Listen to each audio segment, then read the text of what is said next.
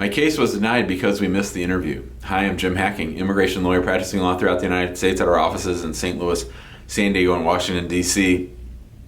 I am going to an interview today, of all days, for a nice young man who had a green card application pending, and it was delayed, and we filed a lawsuit to find out what the problem was, what is going on with this case.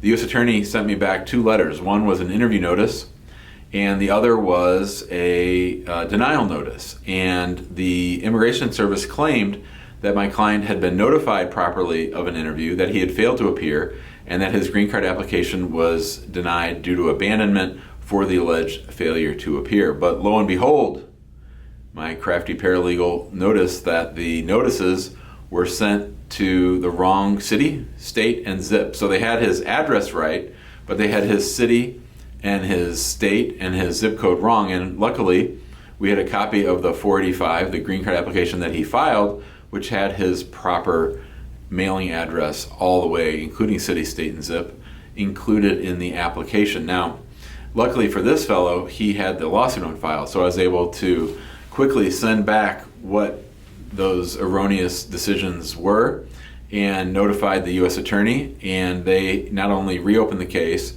they reset it for interview, and that is the interview that I'm going to today. Now, that doesn't always happen, and you don't always have that luxury, you don't always have that means of communication. Now, the good thing is this fellow had included his proper address on his application, and he had not moved. Now, that's where we really see the problem of undelivered interview notices arise, is that when the people move. And then the question is, did you properly notify USCIS of the move, and do you have proof that you properly notified USCIS of the move? So what we're trying to do at this stage is demonstrate that it's USCIS's error and not the applicant's error. So if you move and you do not properly update your address, it's a very good chance that you might get a notice at your old address, and you might get a denial notice at your old address. And if so, that's on you. That's why it's so important to always update your address. And we have people telling me 12 different reasons why they want to keep their old address. They have an uncle checking their mail there,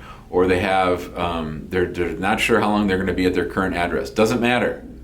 This is also another reason why you need to get access to the online portal and make sure that you check it regularly so that you can see if there are any updates that were mailed. You actually can see the forms that were sent on your online portal. So if you aren't doing these things, if you aren't monitoring these things, and the interview notice goes to your prior address and you fail to notify them of the address change, that's going to be on you, and you're starting all over.